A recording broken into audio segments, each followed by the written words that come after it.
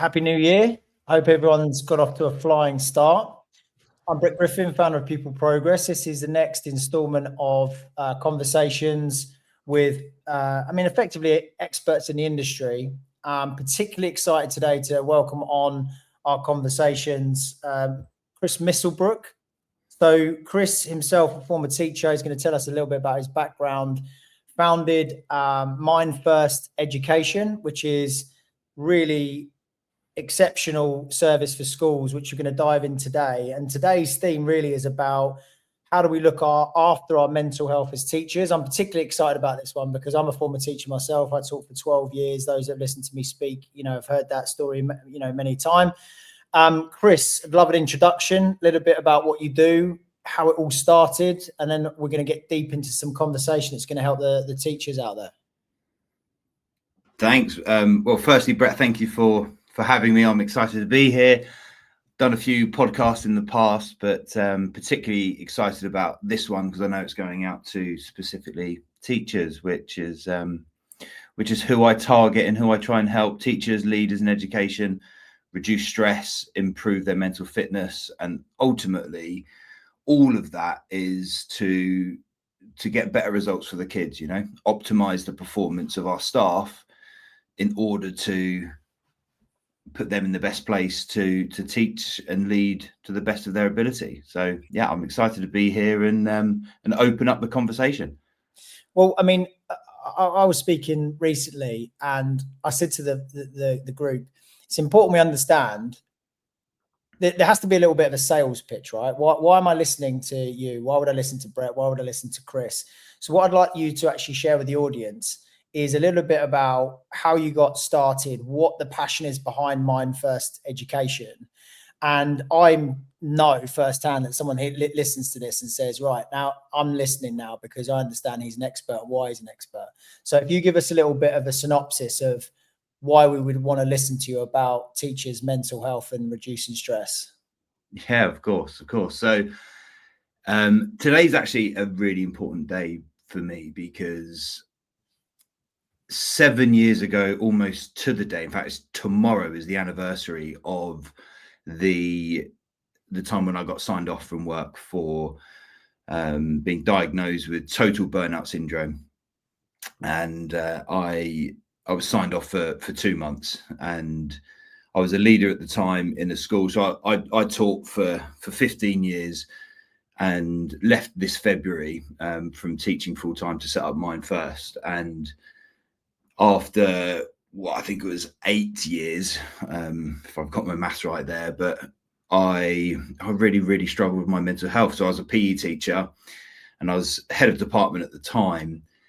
And I always used to think that mental health was a bit rubbish, if I'm being honest with you. And I just plowed on through, and I thought people who complained of stress and were weak. That was my honest opinion, and I just sort of never really thought I was affected. And then when my wife she was pregnant, we had our first child, and then I was in a leadership role of being head of department, and time got stripped away from me, and I couldn't spend 70 hours a week working and all day on a Sunday just to get the job done. And my time reduced, and then the stress increased, the anxiety came, and over a course of about 9 months, it just started really, really increasing. I didn't really know what it was, but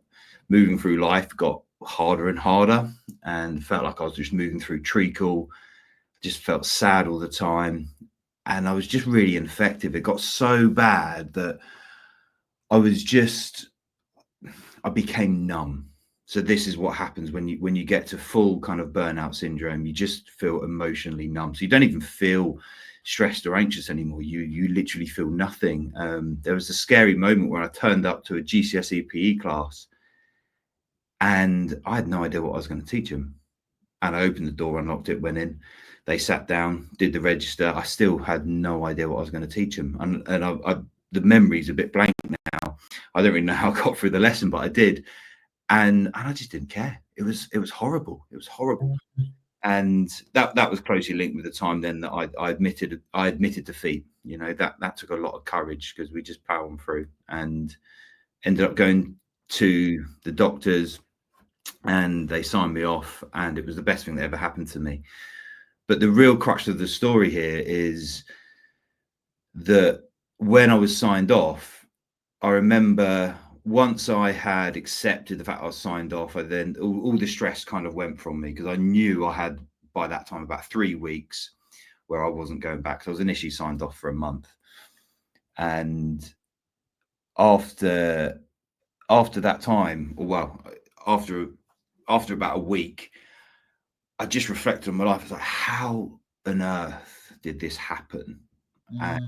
And what I haven't said was, before actually going back to the doctors, was I got to the point of being suicidal.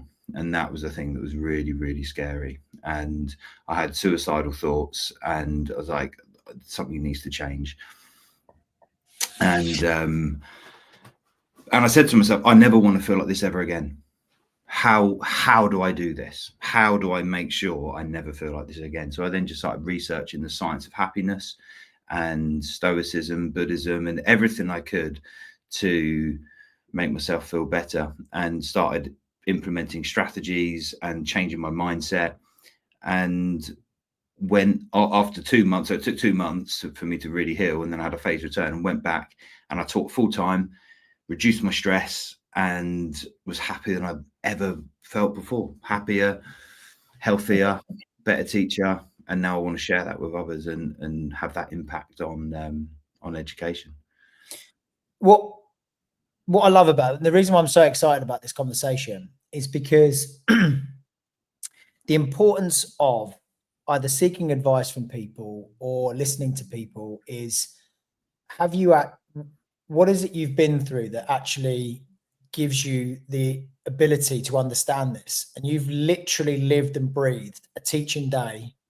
And what we've seen a lot, and I've seen a lot of, and I know you will have done, is a lot of people that have got, you know, the toolbox, and they've got work in mental health, and they've been in the industry, and they're like, well, I can just apply that to teaching. When actually, really, I said this in a recent conversation I had on a podcast coming out shortly, but the point was, I've never worked as hard as what I have now than when I was a teacher. People, unless you've done it, just don't understand how insane your day, week, month, year is. Now, the purpose why I'm saying this is we really want this to be useful for staff who are listening to this, because you said a series of words there. One, it's insane because you've created a solution to the problem that you've had, and I know other people will be experiencing. Otherwise, we wouldn't be having the teachers leaving the way they are. You said total burnout syndrome. I've never heard that before. Genuinely, this is not just like a script for this conversation. Yeah, okay. I've never heard total burnout syndrome. You touched on a couple of bits there, because I know that you're going to be itching to get onto the strategies. But what did you notice about yourself specifically? Because what I'm really passionate about here is, could someone listen to this and go, oh, do you know what? I might catch this before I get to crisis. What were some of the things you very specifically noticed in your behaviors that you now reflect on that might have been quite subtle? Okay, so let's start with total burnout syndrome. The reason why some people call it complete, some people just say burnout, and some people say, oh, I feel really burnt out. And yeah, I've heard of burnout, but not total burnout syndrome. So most people there's 5 stages to burnout, and most people in the world, but especially in education, especially teachers, are at stage 1 or 2.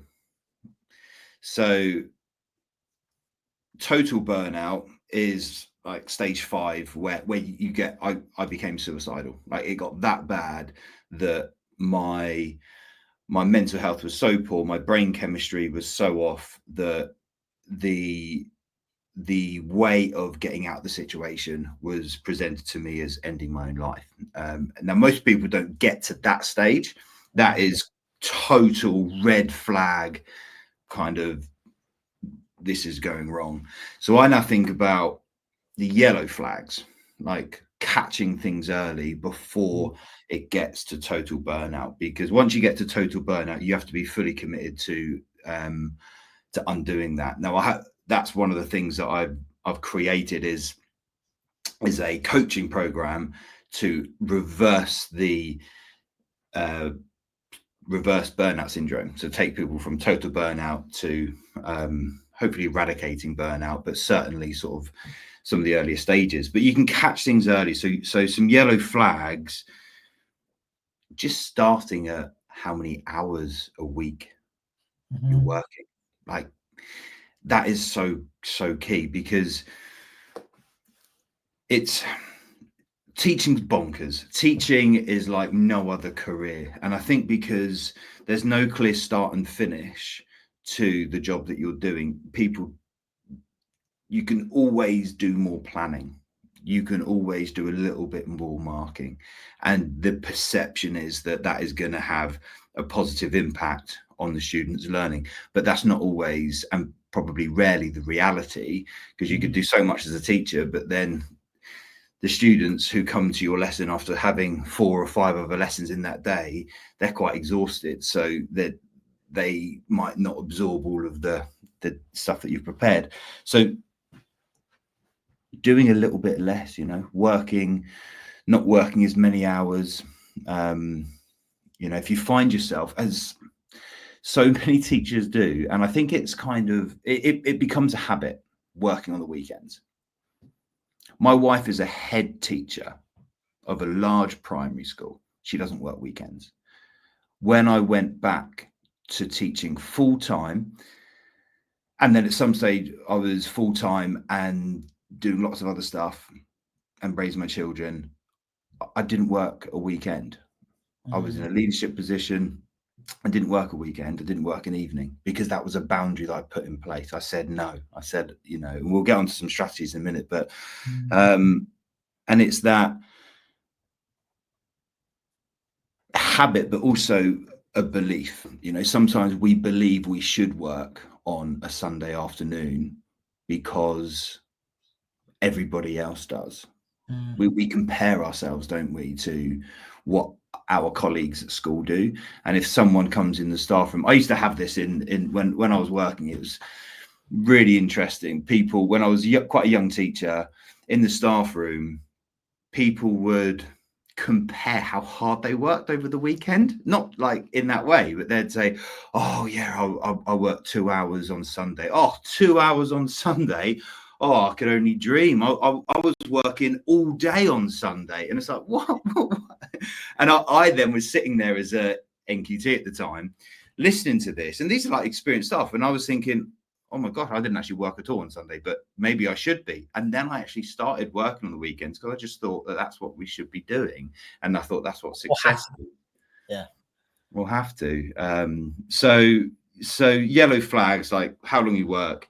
I'll name a couple others, because there's heaps and heaps, but a personal thing of mine, and loads of people get this, cold sores, in the corner of your mouths, right? Yeah. That is a sign that your immune system is compromised. Or coughs, colds, right? That is a sign that your stress levels are high, your immune systems are slightly compromised, you're picking up a few coughs, colds. And we can say, yeah, but we're working in an environment where all the kids are. And I would have said that too. But here's the thing. When I recovered from burnout syndrome and started actively practicing self-care, and so we'll go into some simple strategies in a second, but really focusing on myself and putting those boundaries in place, I never got ill. It's really interesting. A big part of that is, and I know some people don't really understand it, but meditation. So one of the big things that I changed was started to meditate. And there's so much science behind the impacts. But one of the impacts, one of the benefits of meditation is it improves your immune system. And there's other things like improving your diet, just simple, tiny things. But when I actively was reducing my level of stress, my immune system went up. And it's the case now, like recently before Christmas, literally my whole family, my 2 children, my wife, were going down like flies with coughs, cold. I had half a day where I felt a little bit ill, and I was expecting to get this. I think it was neurovirus that they actually had. Like, I know it was going around a lot of people. I didn't get it at all, and then my mother-in-law got it. I'm literally surrounded by all these people, but I never got ill. And when I went back to school, I think I taught for at least 5 years. I didn't really get ill, but before, I was always off with sore throats, coughs, colds for days here, days there. So they're your yellow flags that we need to pay attention to, and not just plow on through. Yeah. So in that as well, it's crazy. I read something recently, actually. It's ironic we're having this conversation because I didn't understand just how strong the link is between stress and your immunity.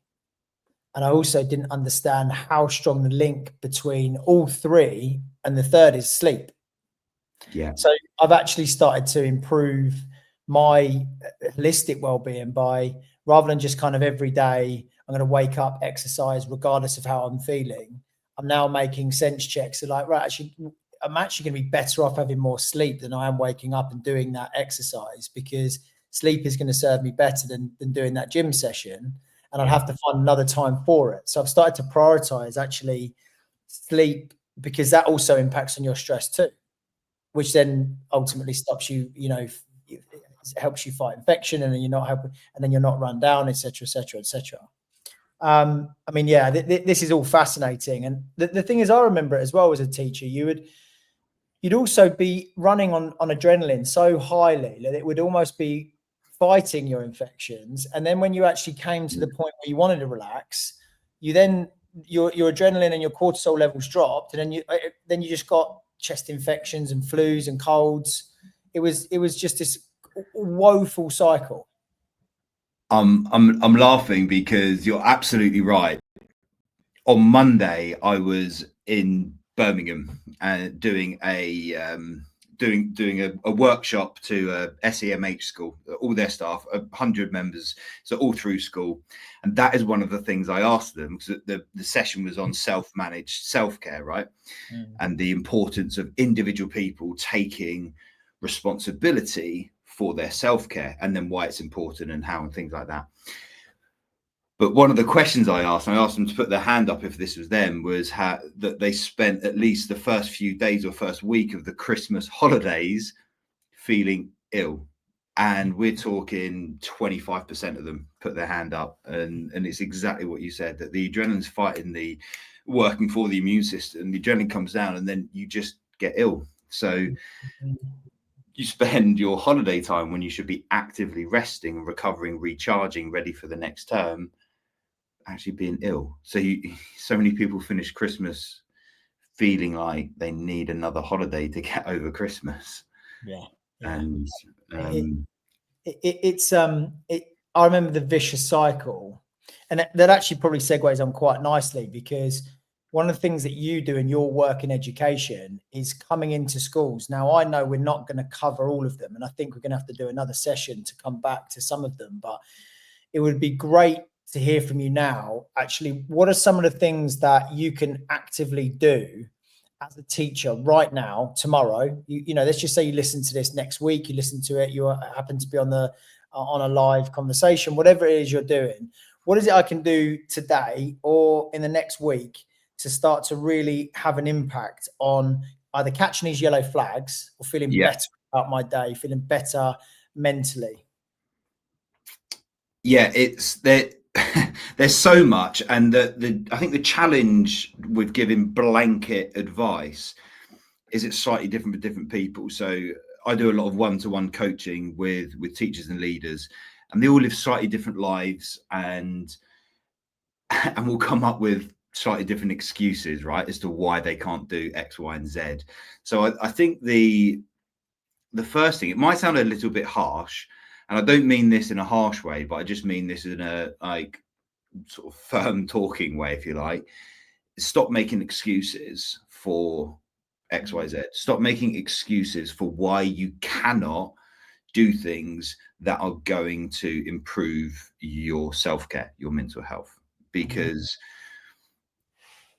if you don't look after your mental health, if you don't look after your self-care, your stress will increase, then you'll get ill. Or if you don't get ill, you'll be coming from a place, your attitude will be more stressful, your mood will be more negative, and then you won't be able to do your job as well. So, or be as good at home.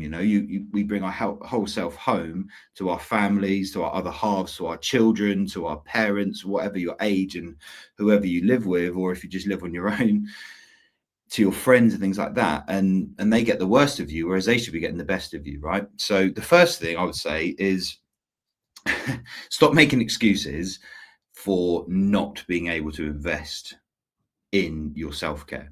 And then the self-care is, everyone knows what things de-stress them. So it's different for different people. So I would say the first thing, if someone's listening to this, think about, when do you feel at your happiest, or when do you feel at your most relaxed? Is it having a bath? Is it going for a walk? Is it doing exercise? Is it spending time with friends? Is it playing football, playing netball? Is it doing another sport? Is it fishing? Is it gaming? But there's slight issues with sort of gaming anyway, or the addictiveness of that. Then are these healthy things? So you could also argue that overeating, smoking, drinking, I feel good about that, but then is that having a positive impact on your body? So what makes you happy, and what do you know is healthy for you, and plan time in to do those things.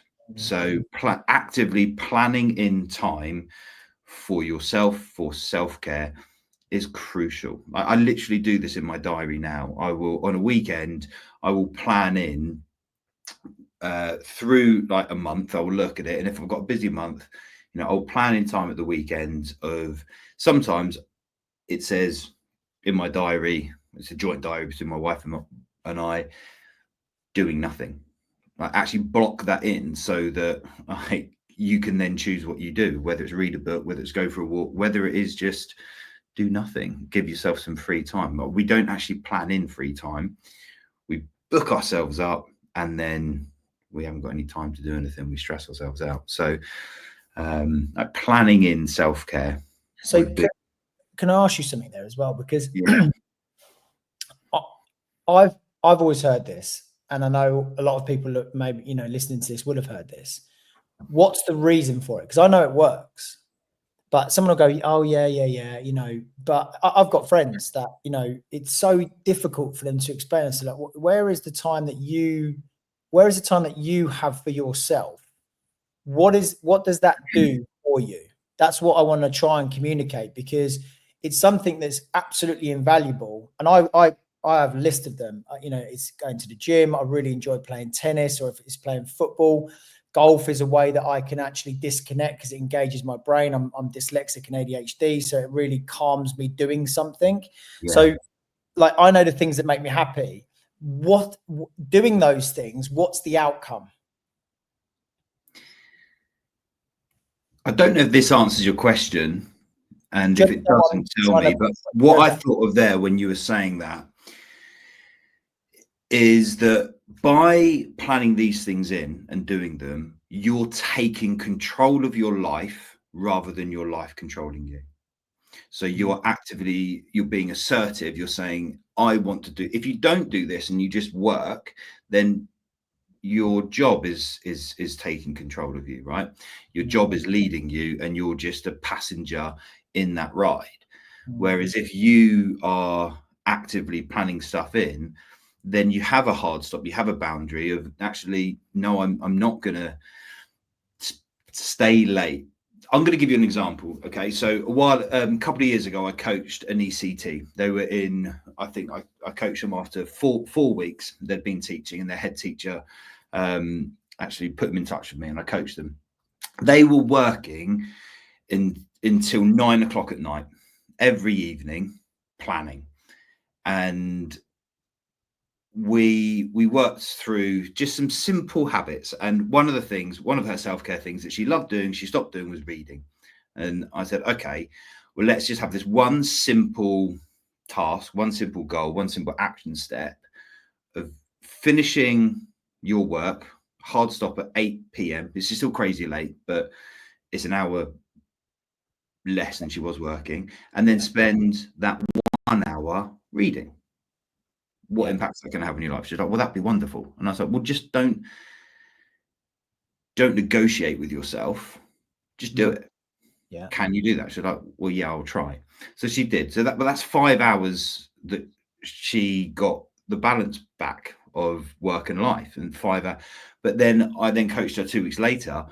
And then on one day, she'd actually taken that all the way back to 3 p.m. She'd leave school at 3 p.m. and she'd actually made the decision to then meet up with a friend to have coffee, and had all afternoon off just once a week. So just by making that small change, she then started to take control of her life, and she actually found that her teaching improved, which made perfect sense because she was happier in herself. You know, we know the Education Endowment Foundation, one of their biggest factors of high quality teaching is relationships with students, right? You can't have a positive relationship if you're exhausted, if you're working until late at night, working all weekends. And one of the things I noticed when I planned less, or felt like I was less prepared for a lesson, the truth is I wasn't. I was really prepared, and I used to be over prepared. But when I felt less prepared, I was much more present with the lesson, much more present with the students, and allowed them to sort of navigate the lesson a little bit, rather than feeling under pressure of going, we've got this task, that task that we've got to get through, and going from one thing to the other. And because I've created this resource, I've laminated, I've printed it out, we're now going to move on to this, and we've got 10 minutes and we've got to move on to the next.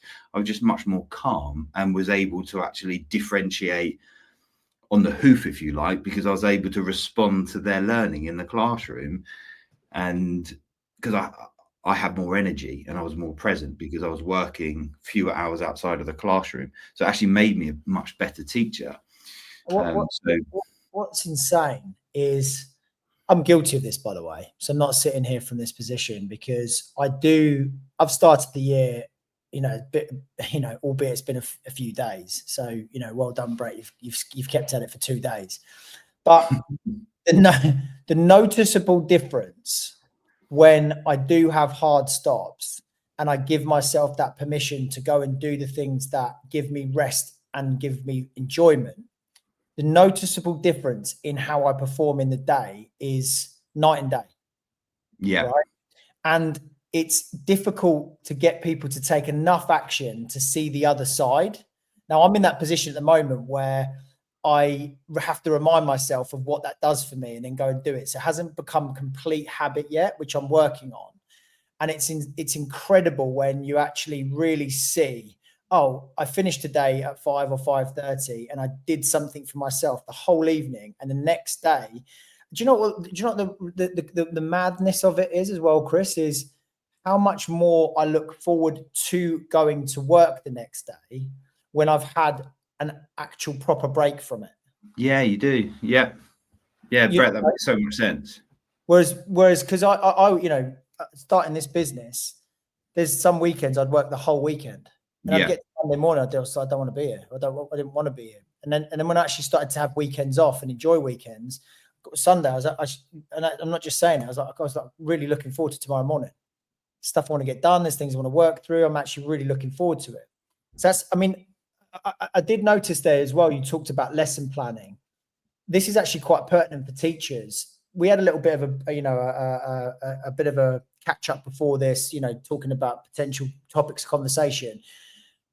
It'd be great for you to dive into what you just said there about your lesson plans and how prepared do you need to be versus, I can't remember how you said it. It was like, how prepared should I be versus what's effectively good enough that's not going to create that extra stress. You're trying to remove this idea of perfect lessons, right? I've got a little saying that I use, and I've sort of stolen it from someone else, but they won't mind. They live in America. They definitely won't be listening to this. It's fine. Is done is better than perfect. Yeah. Done is better than perfect, whatever stage of your career. Now, I accept that if you're in an early stage of your career, or you're picking up a new curriculum, a new subject. So I remember when I was teaching, so in the last couple of years of teaching, I was teaching health and social care. That needed a little bit more of my time for planning because I'd never taught it before. So when you haven't taught something before, you need to plan a little bit more. I get that. But it's so easy to overplan, and done is better than perfect, and work out what you need to do in your planning and leave it there rather than what you want to do. There are so many teachers who I come into contact with who create lessons and polish the planning for themselves because they convince themselves that it makes them feel more confident. It's and there is a massive element within that. It's a crutch, you know. You have all your things on your PowerPoint and your photocopy things, so because is that fear of freezing as a teacher. There's that fear of looking like you don't know what you're talking about, and it is a genuine fear, right? So we overplan to overcompensate. Now, one of the things that I used to do, and I do now in some of my talks, and it scares me a lot, but I try and practice what I preach, is just back myself with what I know and don't overplan. Monday is a key example. I had 100 people. I was delivering a workshop, and it was a slight variation based on what the school wanted. And I was looking through my planning notes. I had a few hours to spare, and I was like, I could keep going over and over and over on my planning, or I could just back myself. And guess what? It went really well. And when I started doing this in teaching years ago, I was like, right, I think I know what I'm doing. Let's go and back myself. And hey, it went really well. I'll say this, and so many people listening to this will probably resonate with you as an ex-teacher as well. The best lessons you've ever taught were the ones that you didn't plan. Yeah. Everyone resonates with that. You'll plan. Say again. Or didn't go to plan. As in, like, you'd have to be quite reactive because something in your first planning, you know, first 5 minutes of what you planned didn't work. You go left field. Got it. Ends up being brilliant.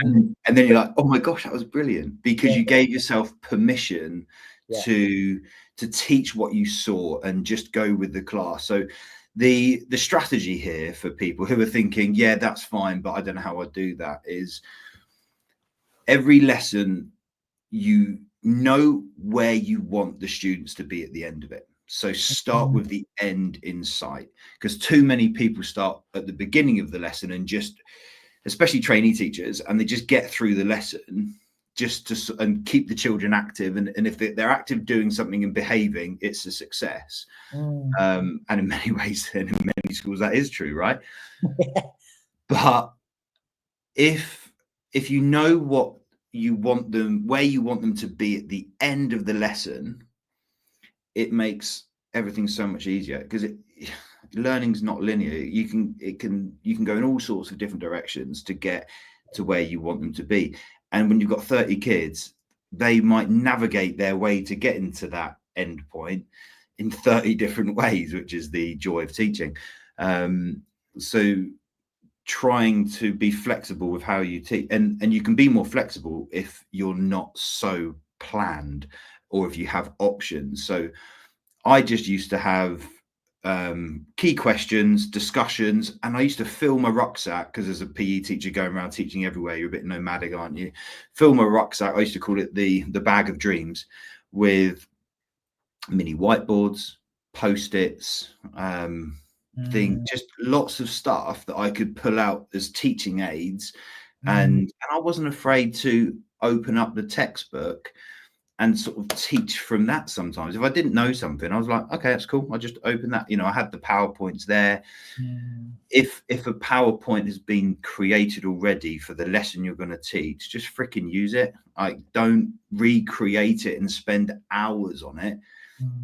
Just use someone else's PowerPoint.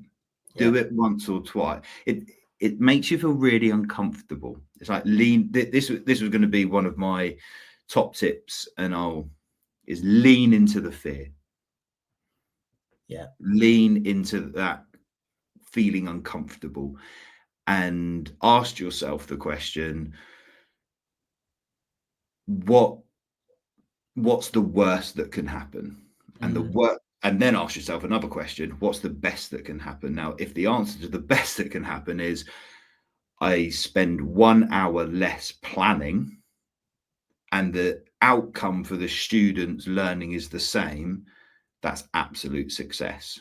So you could spend an hour extra planning and the outcome's the same. The kids don't really care whether your PowerPoint is polished, perfect, got your transitions coming in, your bullet points are perfectly separate. They don't care about that.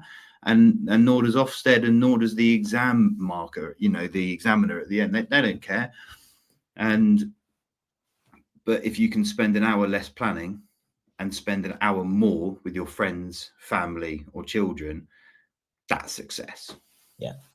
And there's some things here that made me reflect as well, because I was quite lucky when I was doing my teacher training, in that my tutor and the mentor that I had when I was doing my first year, he was a really, a little bit old school, but a really massive advocate on behavior. And I remember him talking about it. Now, he never used the words mental health, but he said, you are going to have a much more enjoyable time if you invest in behavior management over lesson planning, right? And I never really got it, because I'm doing my GTP. I'm right at the start of my journey. But then when I actually got into teaching, and I built a department in central London, and I said to them, look, first 6 weeks, all I want you to focus on is your ability in week 7 to walk in a room, ask the kids to come and sit down. And if they can't do that nicely without, I've got some notes here.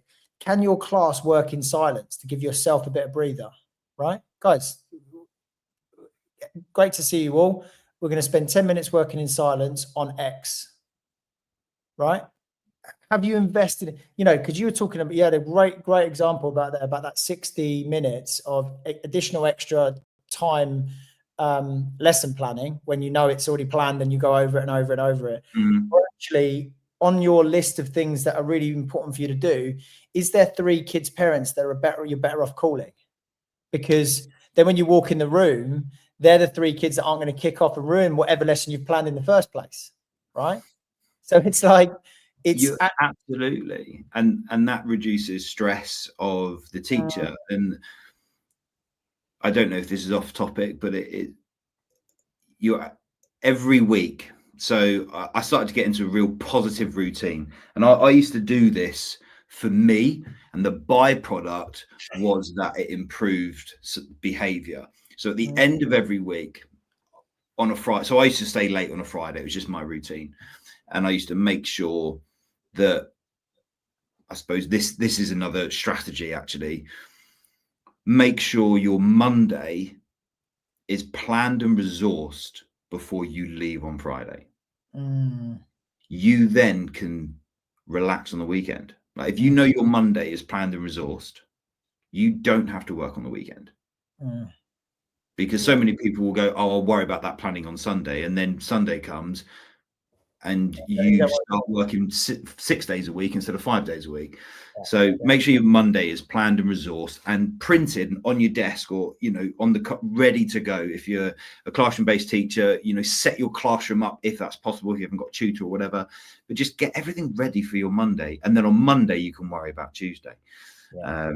But phoning parents, I used to finish my day, I'd plan my Monday, and then I would always phone 5 parents to praise their student, because it is the shortest phone call you'll ever have as a teacher.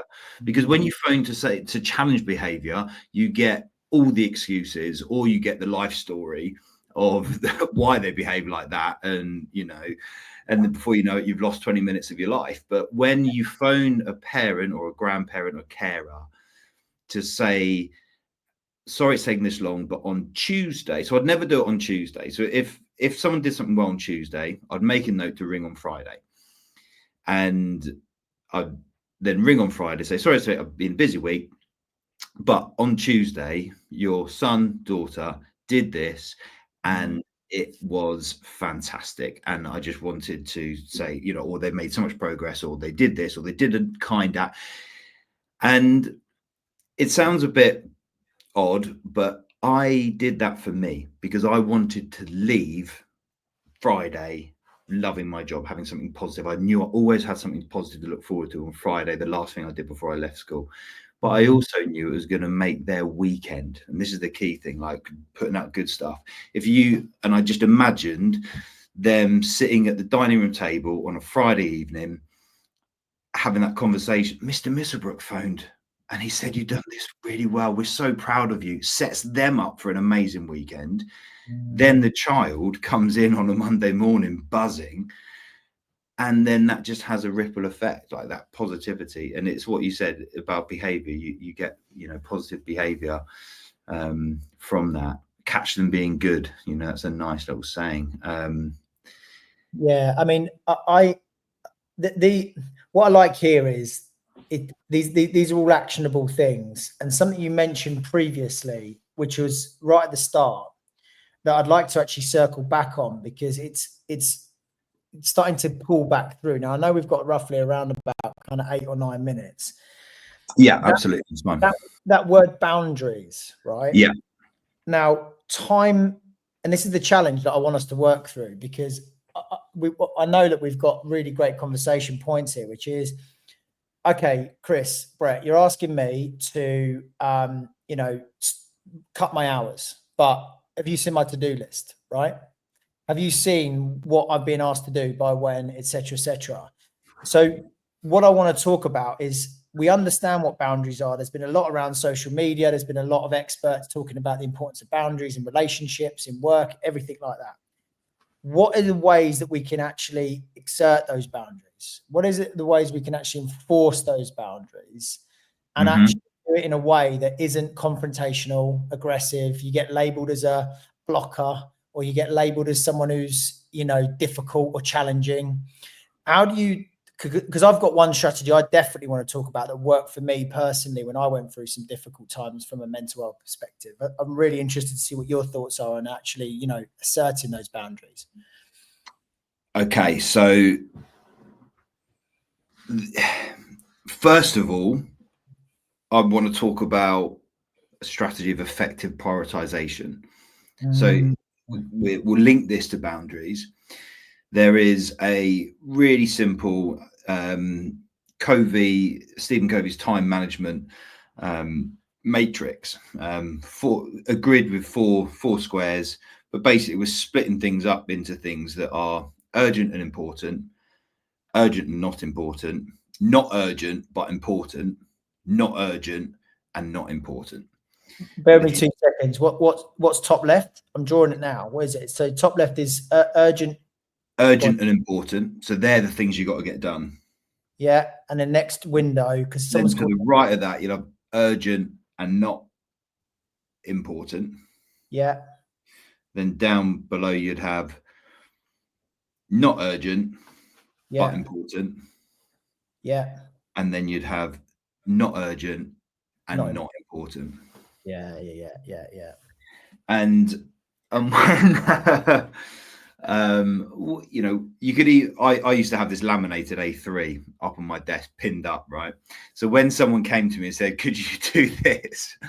and it was not urgent, not that important, I'd write it in that box. It didn't do anything for that person's self-esteem, but I sort of said to them, okay, respectfully, this is not that urgent and it's not that important to me. I appreciate it's important to you. And then what I'd do is, so I would, in my diary, I used to have a paper diary. I still have a paper diary. I'd then go through that and I'd be like, right, well, I can actually do that thing in 3 weeks' time on Tuesday in my PPA. And then they would either go, yep, that's brilliant, that's fine, and then it's in there, or they'll go, do you know what, Chris, I can see you're busy, I'll find somebody else. And then it's kind of putting it back on them, right?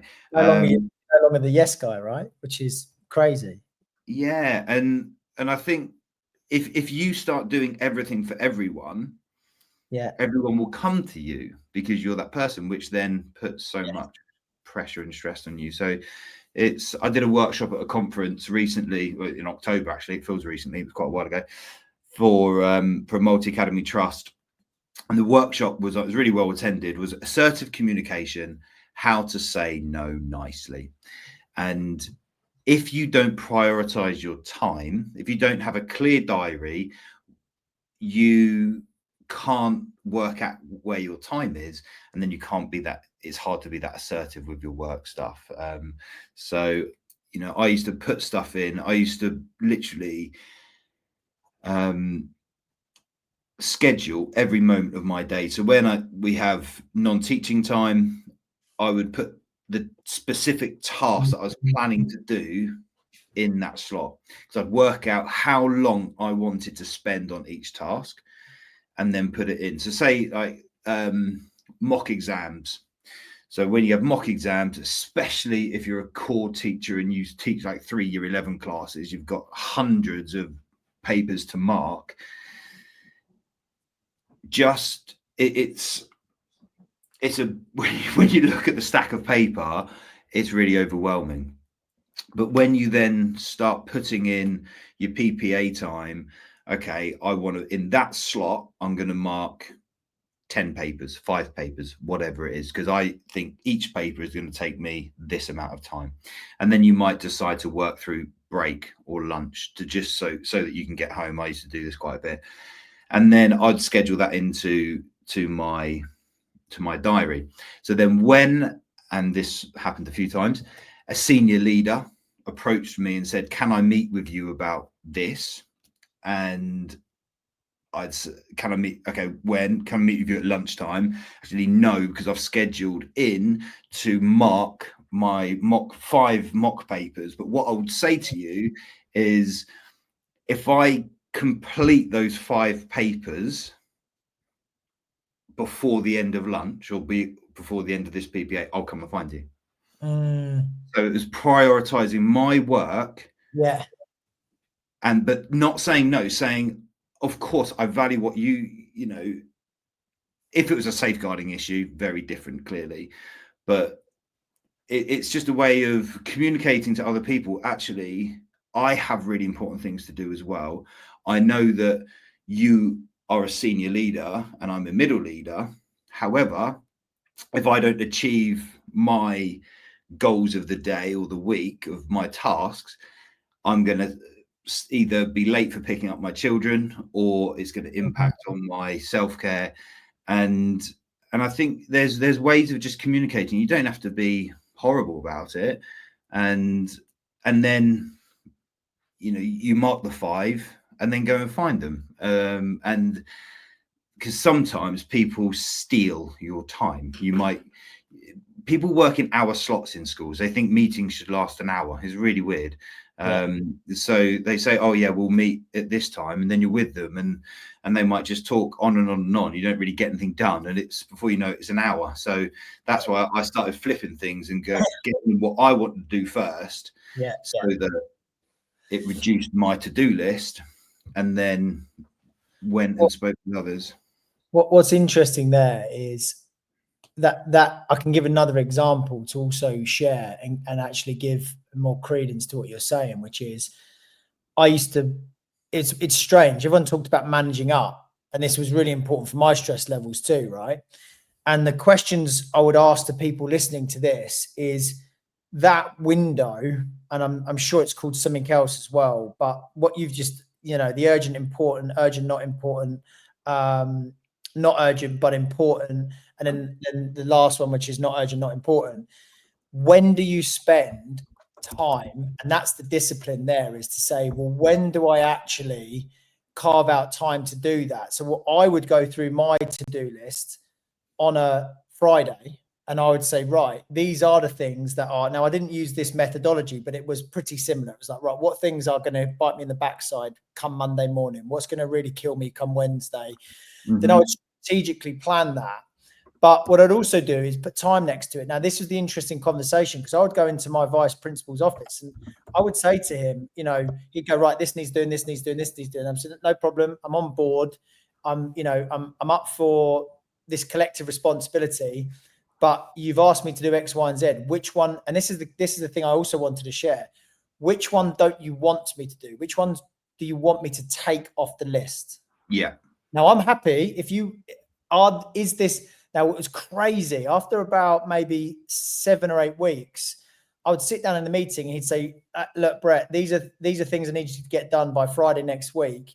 And actually the things that we talked about last week, there's 2 on there that aren't important anymore. So can you take them off? And I'm like, no problem, because I'm managing my time and I'm able to keep that boundary of what can I do within that time frame. And you're also starting to respect that I'm not just going to keep adding, because I need you to not be lazy. And this is the managing up part, by just giving me more, because you're not really thinking about what you need to get done. And you're actually saying, look, you know, I'm not being difficult, but I've only got so many hours in the day if you want me to be able to be functioning as a teacher. It's a great conversation. I don't know what your thoughts are on that as well. Oh, hugely agree. And I'm not going to go into too much detail about this, because people, I will name names because people might recognize this story. But I had a very similar situation where I'd actually stepped down as head of department at this time. My head of department asked something from me and it didn't make any sense. Strategically, it made 0 sense, and it was going to take up some of my time. And so I challenged it, appropriate challenge. And I was like, I don't understand why. And I accept that I probably didn't. I should have gone to speak to this person individual, and I might have copied someone else in who it just looked like I was being a bit passive aggressive. So my way of dealing with it wasn't appropriate, but my intentions were true, because I was like, I don't get it. And then the assistant head pulled me in, or our line manager it was a good friend of mine, had a conversation, and they actually agreed. I agree, this is pointless, but it was the deputy head above the assistant head who was asking for this sort of bit of data or something. And I was like, but what's going to happen? Why do they want it? What are they going to use it for? Yeah. And they didn't know. So I was like, well, please, can you find out? And then, because I'm not going to do this unless I know it's going to be used effectively and it's going to have significant impact on students' outcomes and learning and all that good stuff, because it's going to take me 2 hours to get this done. I don't mind doing that, but I don't understand why this is important. And if you can communicate that to me so I understand why it's important, then I'm more than happy to do it. Long and short, I ended up doing it anyway. What's madness is I've written down here, why? Yeah. And I just simply ask, we've got culture and pupil progress. Some people might just understand, I'm being asked to do this, it makes sense. If you don't understand, ask why. Why are we doing this? Because if I'm sitting there and I'm saying, well, because I've just told you so. Well, okay, that's wonderful. But have you really thought about the most effective use of not only my time, but also your time? And I've always trained myself as a leader as a result of having this as an experience from poor leadership, which is I've got to ask myself, why am I asking someone to do that? Because if I'm asking them to do that and I can't even explain why, and if I can't even explain why, do we even need to do it? And then, and then when someone says to me, Brett, no problem, no problem. Why do we do that? Oh, great. We do it because of this, and this. But what comes out as well, especially when you hire really super smart people, which you've got in the business, is they might then go, great, I understand why. I actually think we could do it better if we do it this way, right? And then you go, amazing, which is, I had a vice principal turn around to me and say, because I told you so. That's it. Okay. Wow. I'm the vice principal. Oh, okay, great. Well, that's all wonderful, but I could maybe give you some insight as to how that could be done better or more effectively or more efficiently. So, I mean, just to reflect on what you've said there, I think a major takeaway, because I think one of these things is really important for people listening to understand, is that what you said there, Chris, is, with your expertise, is the excuses part, right? Yeah. I really want to reflect on that, because we're going to have to, I know that you've got a bit of a hard stop, which is absolutely fine, because quite Yeah, right. I've got a few more minutes. It's okay. Yeah. And what's wonderful is that no excuses is really actually tied quite tightly to those boundaries, right? And those boundaries are, am I actually going to take the time for myself to be really disciplined as to understand what's urgent and what's important? Because I used to have people in my network who are former teachers, and some of them still teachers now, going, I've got all this to do, blah, blah, blah, blah, you know, I've got no time. And I'm so, right, well, how have you actually sat down, for example, and put them in those 4 boxes? Because I guarantee you there won't be 67 items in urgent and important. I guarantee there might only be 4, right? So are you sitting down and being really disciplined in getting those, your ducks in a row, right? And then are you actually then, the second thing that you picked up on, which is amazing, is, are you putting time next to that? Yeah. Right? That's the critical part, which is that's absolutely crucial. Like you Because said, otherwise you just bimble through. I was coaching a head teacher once. They were fully burnt out and really struggling, and they made great recovery. You know, well done me, great success story. But the point here about time is, they used to spend 10 hours on the weekend writing their governor's report. They had to do this like every half term, and writing a full report in length. And this was on the weekend, when they should have been spending time with their daughter and their granddaughter and all this good stuff. So that, it was making them sad. And that's 5 hours. I mean, 5 hours, that's a day's work pretty much, right? On Saturday, 5 hours on a Sunday. Now, what I got them to do was break that down into the boxes of the governor's report, work out how much time they want to spend on it, not how much time they feel they should, how much time they want to spend on it, and then get it done. But what we found out was it was actually only taking them about 3 or 4 hours, and they were spending the rest of the time faffing about, changing it. But here's the bombshell: because they were afraid of what the governors would think. They wanted it to be perfect. It was perfectionism. It was the fear of failure. It was the fear of it not being good enough, right? It was the perfectionism. And this is where I said, look, done is better than perfect. Let's just get it done. Whose opinion do you care about more? The governor's opinion of your report, or your granddaughter's opinion of you as a grandma? Yes. And I said to her, what you're communicating to your daughter and your granddaughter is that you love your governors more than you love them. And wow, once you put meaning to behavior, it changes everything.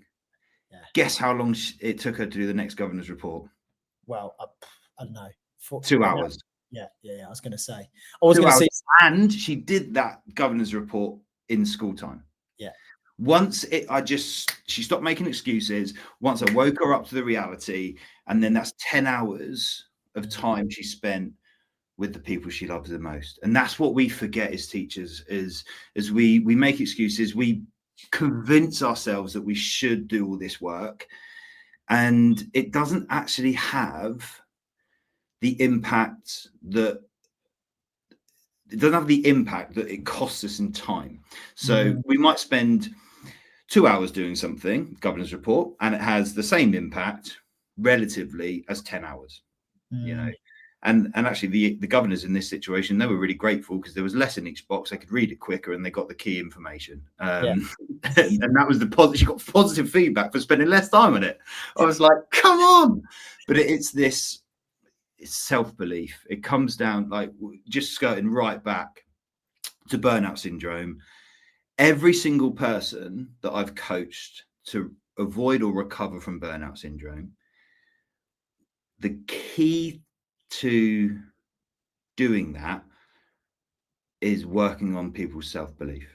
Because when we have low self-belief, we have a massive fear of failure. When we have a fear of failure, we spend longer doing things than we should, because we want them to be perfect. And then we step into it, and that then drives a bit of anxiety.